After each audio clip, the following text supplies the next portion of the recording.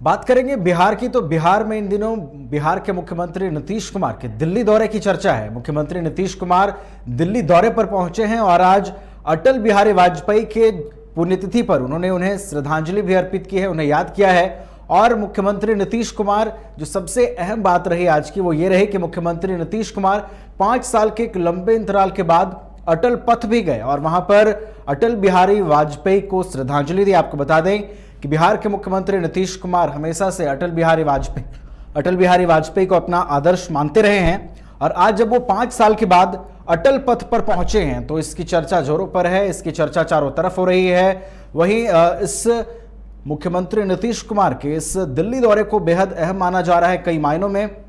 इस पूरे विषय पर बातचीत करेंगे और जानने और समझने की कोशिश करेंगे कि नीतीश कुमार का ये जो दिल्ली दौरा है कितना महत्वपूर्ण होने वाला है, सियासी क्या इसके मायने हो सकते हैं, और बिहार में जो परिस्थिति बनी हुई है राजनीतिक, उसको लेकर भी ये जो दौरा है वो क्या कुछ आने वाले दिनों में संकेत दे रहा है। तो इस विषय पर और अधिक जानकारी के लिए सीधे रुख करेंगे हम अपने संवाददाता गौतम का, जो हमारे साथ जुड़े हुए हैं। गौतम, बिहार के मुख्यमंत्री नीतीश कुमार दिल्ली दौरे पर हैं और उनका 5 सालों के बाद अटल पथ पर जाना चर्चा का विषय बना हुआ है। क्या उनका अटल पथ पर जाना, और कल आपने देखा कि जिस तरीके से पीएम ने लाल किले के प्राचीर से भाषण दिया, उन्होंने परिवारवाद का जिक्र किया, भ्रष्टाचार का जिक्र किया, लेकिन उनके निशाने पर कल नीतीश कुमार नहीं थे। गौतम, क्या ये कोई नया सियासी माहौल बना रहा है? देखिए, सियासत में और ख़ास करके राजनीति में कुछ भी कह पाना बहुत असंभव होता है, क्योंकि नीतीश कुमार इसके पहले भी 2 बार दल बदल चुके हैं। लेकिन तीसरी बार के जो कयास है वो भारतीय जनता पार्टी के ऊपर भी निर्भर करता है कि वो किस तरीके से देखती है। हालांकि इस पर कोई रिएक्शन उस तरीके से नहीं आया, क्योंकि पहले ही बीजेपी ने नो एंट्री की बोर्ड लगा रखी है। अटल के प्रति, अटल बिहारी वाजपेयी के प्रति, पूर्व प्रधानमंत्री के प्रति जो श्रद्धा है वो नीतीश कुमार या नीतीश कुमार के बयानों से आपने देखा होगा कि हमेशा वो इस बात का जिक्र करते हैं कि पहले वाली भारतीय जनता पार्टी नहीं रही जो अटल जी के समय में हुआ करता था। ये अलग बात है कि 5 सालों के लंबे अंतराल के बाद वो दिल्ली जाते हैं और ये संजोग ऐसा है कि वो दिखाने की कोशिश करते हैं, वो ये कोशिश करते हैं कि कहीं ना कहीं भारतीय जनता पार्टी के प्रति जो अटल जी के प्रति जो उनकी श्रद्धा थी वो बहुत विशेष है। और इसी के बहाने शायद एक गेम प्लान, जो शायद बीजेपी की तरफ से कोई ऑफर आ जाए या किन्हीं से कोई बातचीत हो जाए, ताकि वो कह सके कि अभी भी नीतीश कुमार के लिए जो रास्ते हैं वो खुले हुए हैं। लेकिन बीजेपी के शीर्ष नेताओं के बयान और खास करके बिहार के जो नेताओं के बयान है भारतीय जनता पार्टी के, उनका साफ तौर पे कहना है कि नीतीश कुमार को किसी भी कीमत पर इस बार वापसी नहीं ली जाएगी, कि भारतीय जनता पार्टी में उनके तमाम दरवाजे बंद हैं। आपने देखा होगा कि अमित शाह ने जो शुरू की जो 3 सभाएं की थी, उन सभाओं में भी इस बात का जिक्र किया था कि नीतीश कुमार के लिए सारे दरवाजे बंद कर दिए गए। लेकिन एक छवि तो है ही नीतीश कुमार की कि वो जिधर रहेंगे सरकार उधर रहती है, मुख्यमंत्री वही रहते हैं। तो कहीं ना कहीं आने वाले लोकसभा चुनाव में इतने सहयोगियों के साथ अगर नीतीश कुमार साथ में हो तो स्वतः ही एक बार फिर ये तय हो जाएगा कि प्रधानमंत्री नरेंद्र मोदी बनेंगे। और उनके विरोध में चले जाने से शायद बहुत नुकसान भी हो सकता है, क्योंकि अलग अलग पार्टियों के नेताओं के गठबंधन के जो विपक्षी इंडिया का जो गठन किया गया है उसके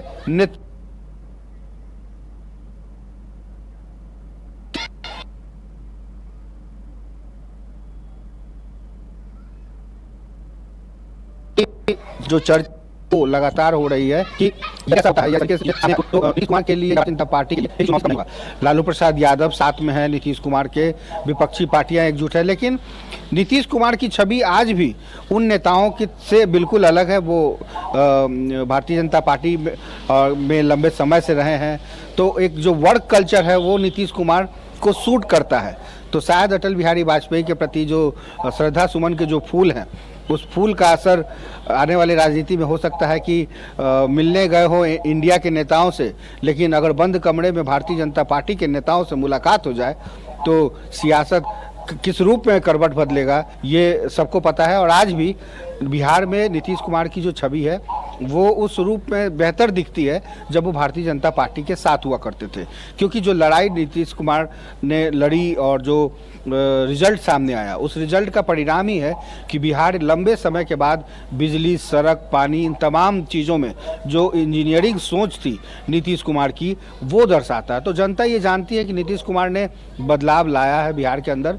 लेकिन पिछले 5 सालों में जिस तरीके से जो राजनीतिक उठापटक का दौर चला है, उसमें कभी इनके साथ कभी उनके साथ, इससे कहीं ना कहीं बिहार में विकास और अवरुद्ध हुआ है। इस बात में से कहने से इनकार नहीं किया जा सकता। जनता जान रही है कि अब कहीं ना कहीं जो महाविपक्षी एकजुटता है, जिसको इंडिया नाम दिया गया, और इंडिया नाम देने से भी नीतीश कुमार के मन के अंदर एक नाराजगी है।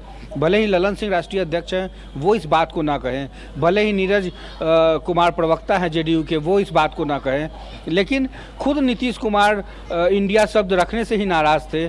और महागठबंधन में जो वो सुनना चाहते थे या जो कहलवाना चाहते थे, उसकी भी गुंजाइश अभी तक नहीं दिख रही है।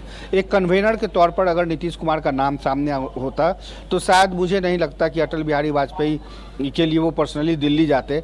तो कहीं अटल बिहारी वाजपेयी के रास्ते, उस श्रद्धा सुमन फूल के रास्ते, वो इंडिया को भी जताने की कोशिश कर रहे हैं कि अभी भी नीतीश कुमार कभी भी राजनीतिक से रूप में विकास को लेकर या देश में बदलाव को लेकर कोई भी रास्ता बदल सकते हैं। तो ये एक गुंजाइश है, एक कल्पना है, एक इमेज है। लेकिन यदि ये तभी संभव होगा जब नीतीश कुमार खुद ये चाहेंगे। हालांकि देखिए किस तरीके से 15 अगस्त में लालू प्रसाद यादव, तेजस्वी यादव आते हैं, उनसे मिलते हैं और गांधी मैदान में सभाएं होती है। इसके पहले भी देखिए नीतीश कुमार राबड़ी आवास पर जाकर लालू प्रसाद यादव से मिलते हैं। और जब कभी भी मौका मिला है देश से बाहर जाने का, तो वो तेजस्वी यादव को साथ में रखते हैं। सदन के अंदर भी तेजस्वी यादव के ऊपर जो प्रेशर पड़ा था सीबीआई की चार्जशीट का, उसको लेकर के भी सदन के अंदर वो खुद अपनी गाड़ी से लेकर के वहाँ गए थे। तो पिछले 1 महीने, मानसून सत्र से लेकर इस सत्र तक, मतलब 1 महीने की बात करें हम, तो इन 1 महीनों में कई बार ऐसा लगा है कि नीतीश कुमार के जो तल्ख तेवर हैं वो भारतीय जनता पार्टी के जो वर्क कल्चर में था वो दिखाई नहीं देता है महागठबंधन के साथ।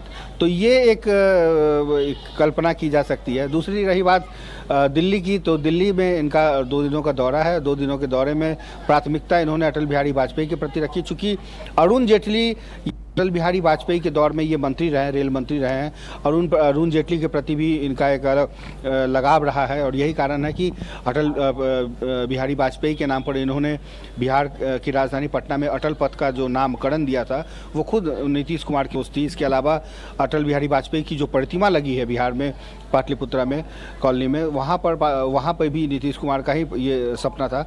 और इसके अलावा अरुण जेटली से इनके जो व्यक्तिगत अच्छे संबंध थे, जिसके आधार पर इन्होंने कंकड़बाग में अरुण जेटली के रूप में एक आदमकद प्रतिमा का स्थापना किया। तो वर्क कल्चर और नेचर कहीं ना कहीं भारतीय जनता पार्टी के साथ लंबा समय रहा है नीतीश कुमार का।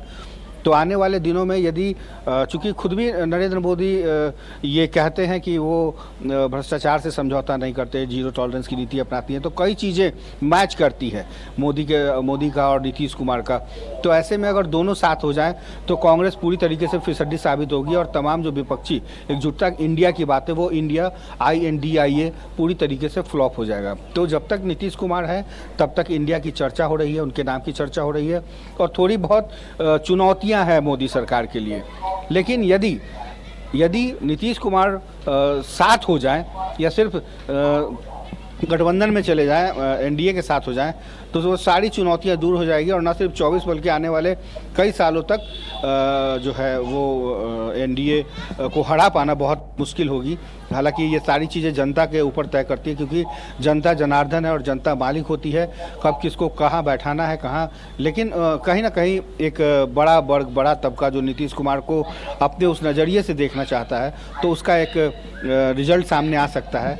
और अमित शाह की बात करें या नरेंद्र मोदी की बात करें, या JP नड्डा की बात करें, तो अगर थोड़ी बहुत भी गुंजाइश या थोड़ी बहुत भी आहट ऐसी महसूस होगी कि नीतीश कुमार आने की इच्छा जाहिर करते हैं, तो मुझे लगता है कि भले ही नीचे के तमाम नेता इस बात को माने ना माने, लेकिन खुद मोदी के बहुत अच्छे दोस्त रहे हैं नीतीश कुमार, और इस बात से भी सहमति बन सकती है। लेकिन ये सब कुछ एक इमेज है, कल्पना, मैंने पहले ही कहा, और कल्पना से ऊपर कुछ भी नहीं होती। तो कहीं ना कहीं भारतीय जनता पार्टी और जो चीज़ें हैं वो इंतज़ार करना होगा कि क्या गौतम इसी चीज़ पर एक चीज़ हम समझना चाहेंगे। अभी बीते दिनों रामदास अठावले पटना पहुंचे थे और उन्होंने नीतीश कुमार को एक कुशल नेता बताया था, एक सामाजिक नेता बताया था, और उन्हें कह सकते हैं कि ऑफर भी दिया था कि एनडीए में आप वापस आ जाएं। लेकिन एक और बीजेपी के जो बड़े बीजेपी नेता हैं वो ये कहते हुए नजर आते हैं कि उनके जो रास्ते हैं वो हमेशा के लिए बंद हो चुके हैं। लेकिन जब केंद्रीय नेतृत्व की बात आती है तो कहीं ना कहीं ये संकेत दिखता है कि कहीं ना कहीं एक बार फिर से नीतीश को मिलाने की वो लोग कोशिश कर रहे हैं। तो ये दो चीजें क्यों हैं गौतम? बहुत सही सवाल पूछा है आपने, और ये दो चीज़ें क्यों है, इसके लिए थोड़ा सा फ्लैशबैक में जाना होगा कि आप देखिए कि बिहार में जब बदलाव का दौर, जंगल राज की बात कर रहे थे लालू प्रसाद यादव और की जो राबड़ी देवी की सरकार थी, वो उस बिहार और आज के बिहार को देखें तो आसमान का फर्क लगेगा। इन 15 सालों में आज कोई व्यक्ति जो आया हो तो शायद वो राजधानी पटना में गुम हो जाएगा, उसे अंदाजा ही नहीं लगेगा कि जाना कहाँ है, किस तरफ जाना। इतना बदलाव आ गया है। ये बदलाव के पीछे नीतीश कुमार का जो सोच है, जो इंजीनियरिंग है, वो दिखाता है। इसके लिए भारतीय जनता पार्टी जैसी पार्टी के साथ मिला। भारतीय जनता पार्टी ने पहली बार, दूसरी बार मुख्यमंत्री के तौर पे नीतीश कुमार को माना, और तीसरी बार उस वक्त माना जब खुद भारतीय जनता पार्टी बड़े भाई की भूमिका में थी और जनता दल यूनाइटेड की तरफ से नीतीश कुमार छोटे भाई की भूमिका में थे।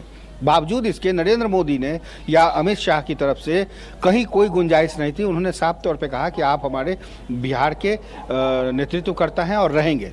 इसके बाद अंदर खाने क्या होता है, शायद ये गलतफहमी भी हो सकती है नीतीश कुमार के अंदर कि इनको ऐसा लगता है कि इनकी पार्टी को तोड़ा जा रहा है, इनकी पार्टी के अंदर बहुत सारी चीज़ें हैं जो बदलाव किया जा रहा है। इनकी पार्टी को कम आंकड़े इसलिए आ रहे हैं क्योंकि अब अंदर ही अंदर बीजेपी समाप्त करने की गुंजाइश में है।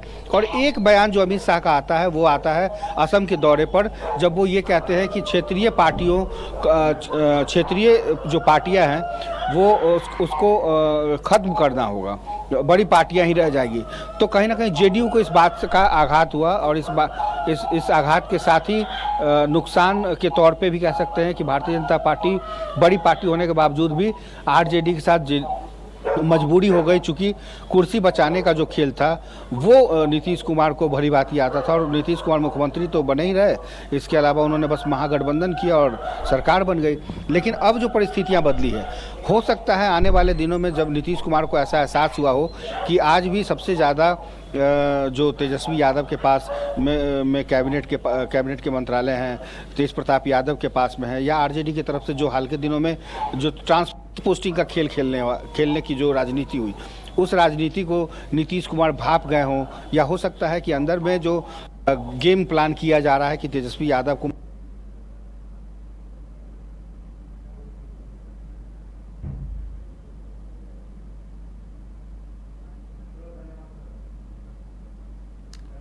चलिए, धन्यवाद गौतम हमारे साथ जुड़ने के लिए और इन तमाम जानकारियों के लिए।